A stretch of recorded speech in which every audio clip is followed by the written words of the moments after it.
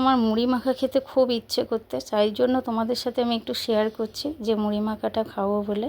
তো পরিমাণ মতন এখানে আমি মুড়ি নিয়ে নিয়েছি, তার উপরে চানাচুর দিয়ে দিচ্ছি, তার উপরে দেবো শসা কুচি, তো পেঁয়াজ কুচিও দেবো, আর একটু ধনেপাতা কুচি দেবো। আর এখানে ছোলা সেদ্ধ করে রেখেছিলাম, ছোলা সেদ্ধটাও দেবো, আর কিছুটা আমি বাদাম নিয়ে এসেছি, বাদাম দেবো। তো বাদাম ফাদাম দিয়ে আমি ভালো মতন মুড়িটাকে মাখাবো। আর পরিমাণ মতন এখানে আমি সর্ষের তেল দিয়ে দেবো। আর একটু আমি ভাজা মশলা করে রেখেছিলাম, গুঁড়ো করে রেখেছিলাম মশলাটা, তো সেই ভাজা মশলাটাকেও দিয়ে দেবো, দিয়ে ভালো করে মুড়িটাকে আমি মাখিয়ে নেব। তো আমার খুব ভালো লাগে এইভাবে মুড়ি মাখা খেতে। দোকান থেকে নিয়ে আসলে তো আর বেশি দেবে না, তার জন্য বাড়িতেই মাখাচ্ছি।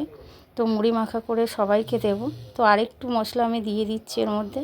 এইভাবে যদি মুড়ি মাখা খেতে চাও তাহলে বাড়িতে বানাও, খুব সুন্দর লাগবে খেতে বন্ধুরা।